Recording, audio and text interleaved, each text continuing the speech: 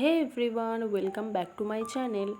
তো বন্ধুরা, মিশো থেকে আমি একটা ড্রেস অর্ডার করেছিলাম, তো সেটা আজকে চলে এসেছে। চলো আনবক্সিংটা করা যাক।